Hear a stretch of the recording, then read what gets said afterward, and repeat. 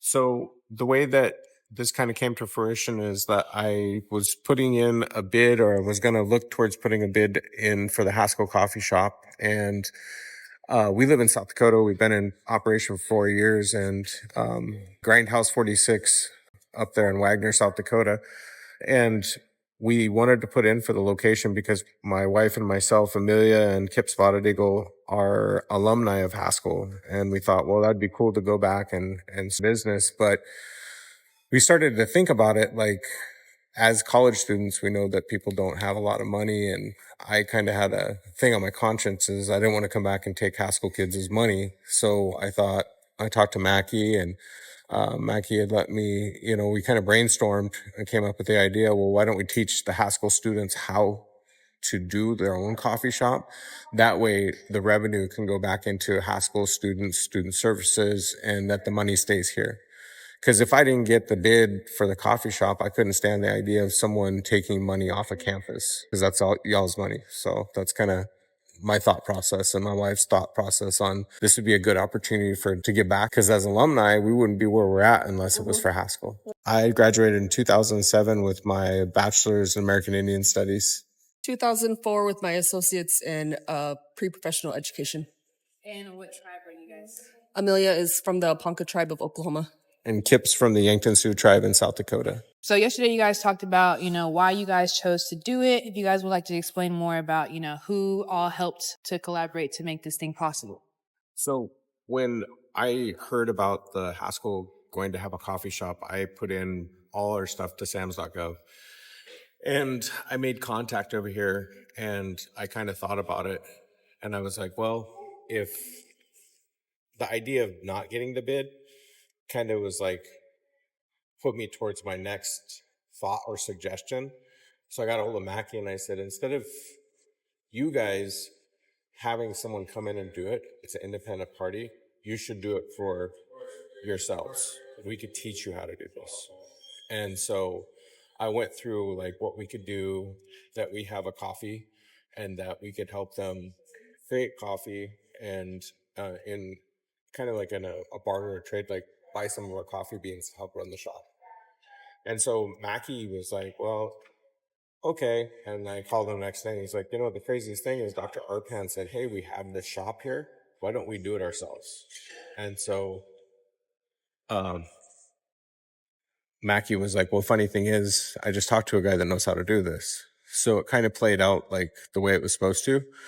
Dr. Arpan saw that there was a fully functioning shop. He knows that there's talent here. And I had made the suggestion to Mackie, like, how about we just show you how to do it? Because as alumni, we want to see people succeed. So that's kind of how that came. So, sometimes when I talk, it sounds like it's all my idea, but it was like kind of a collaboration between three people's minds coming together. So basically, Grindhouse 46 and Red Day Coffee Company is coming in to do a 3-day. We came in to do a 3-day training with the new Cedar Sage Cafe, which we think is really awesome. A 3-day training, basically giving them all of the knowledge that we know that we've accumulated the past 4 years of owning our own native-owned coffee shop in South Dakota. Come back to Lawrence, teach them all the tricks of the trade, all of our knowledge. They have 2 Grindhouse 46 baristas right now on staff that will also carry on. Like when we're gone, they'll also help them with running smoothly, because that's what you want. You want it to run smoothly. You don't want any bumps in the road or any type of hiccups, because we want this to be one of the best coffee shops in Lawrence. We're going to be better than anything on Mass Street, anything in town. The Cedar and Sage is going to be it. And that's why we're here lending our expertise in the coffee world that we've accumulated from Grindhouse 46. I think it's really poignant to have like alumni come and do stuff like that. I think more stuff like that needs to happen. More entrepreneurs that have made it and have done really good things with what they've gained from Haskell. It's kind of almost like, it should be required. Come back and make this school better, And I'm 49 right now. I'm waiting for y'all to get a master's degree. I always wanted to come back to school and get my master's, and hopefully that happens someday. But I think that's the way to do it, is through entrepreneurship and building the ability to create capital for the school. And so hopefully this will be a good stepping stone into creating a way to have money help the students. Also, one of the end goals of our 3-day training and our consultation of being a native-owned shop, collaborating with Haskell's coffee shop, is to kind of be like a business incubator to maybe some of these 6 baristas right now that are starting off. Maybe they really like this and they want to go back home and they want to start their own coffee shop. We do understand that there will be, each semester, probably new baristas coming in. There's going to be a turnover because it is a campus shop.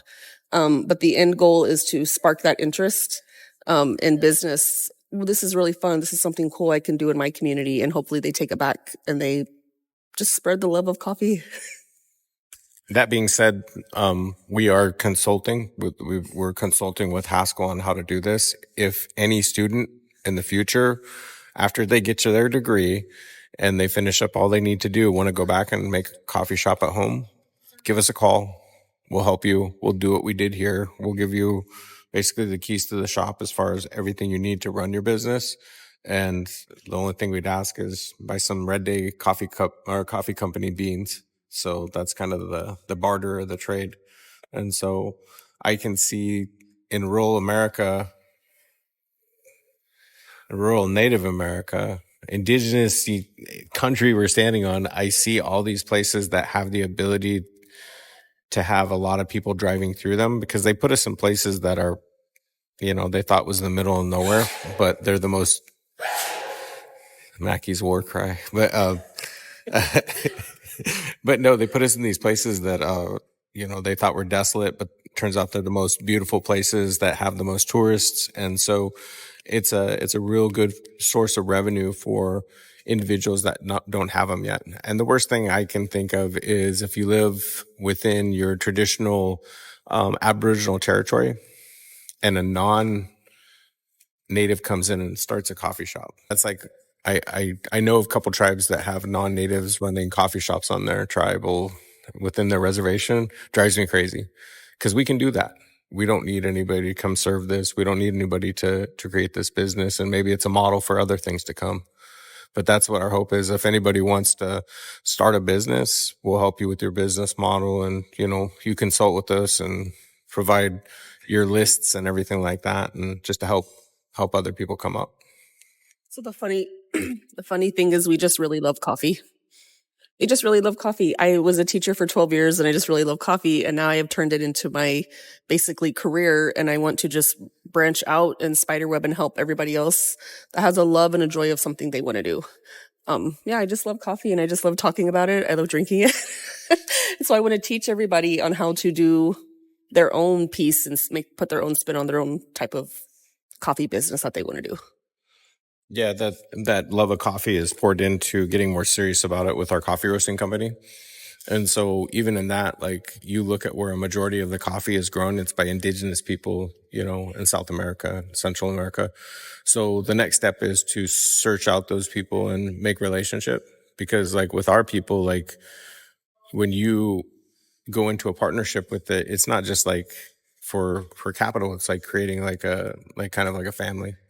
And so with Red Day Coffee Company, that's our hope, is to start making relatives on the other side of the border where we can like bring indigenous sourced coffee, and they don't have to hide their indigeneity. It's like this came from the natives down south. And so I think that would be real powerful uniter. It's hard for me because I see those indigenous people working for non-indigenous companies, and they're making a lot of people a lot of money, and they're not really making a lot of money. So I think it's got to come back to that fair trade and, properly sourced. And sometimes that organic status is hard to achieve because it costs a lot of money, but they come from farms that are organic.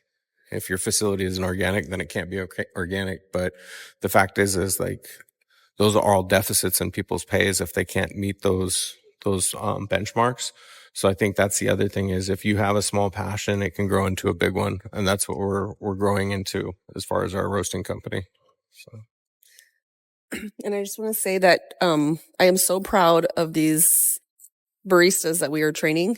We have spent 2.5 days with them, really getting to know them and watching them learn something new that they have not done before. It's just so it's such a proud moment that they're going to be doing something on campus that they really love. And I will say that Cedar and Sage Cafe will be stacked with a little powerhouse of baristas. It's going to be amazing, and I'm just so proud just watching them. I wish I could be here for the opening day. I think with the openings on Friday, I think the grand opening. Tuesday. Oh, is it Tuesday? Tuesday, so the first day of school. Yeah. So I think the other thing too is like I know what it feels like to be stressed. I'm looking at Mackie, and he's got a lot on his hands, and so we're trying to help him with that. And so I think just take off some of that. yeah, take off some of that pressure, but also give that guy a pat on the back when you see him, because he's doing a lot and he's making this happen, and we're trying to help him out. So it's going to be a source of pride in this campus. I feel, I'd suggest Mackie, maybe he get, people that have books that are natives, have their book signings here, engage the community, bring spoken word in, like really like try to build that bridge with KU too, and like have something here. Cause this is a really awesome spot. Can I say this real quick? Yeah. So this being once a student union, and it still is, but it's been unoccupied for a long time, I want to give you guys your flowers for bringing this coffee shop here, because this will give opportunity to make it a student union again.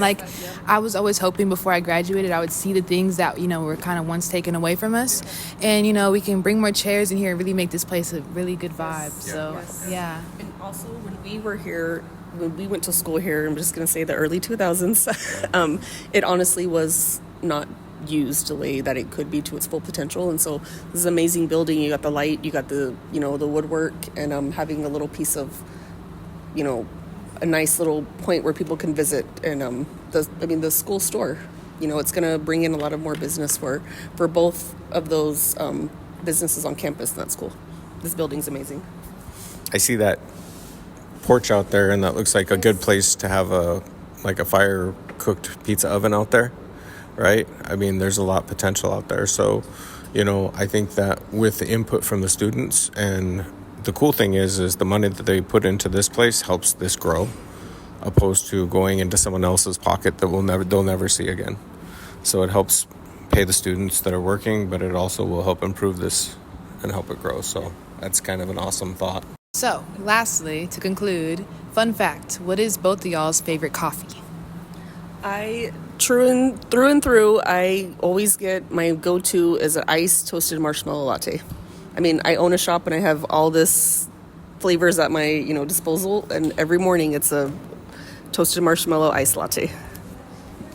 I like our house blend. I like, of course, black coffee. But if I want a dessert coffee, I'll do like a cold brew with the toasted marshmallow sweet cream. One more time, can you guys state your name, your tribe, and where people can reach you guys? My name is Amelia Spotted Eagle. I am from the Ponca tribe of Oklahoma, and you can find us at Grindhouse 46 in Wagner, South Dakota. Yeah, my name is Kip Spotted Eagle. I'm from the Yankton Sioux tribe in South Dakota. You can reach us at grindhouse46coffee.com. Also, we'll be getting a website out for Red Day Coffee Company, and that's where you would get your beans from. We'll have our website up where you can make subscriptions and order retail and wholesale.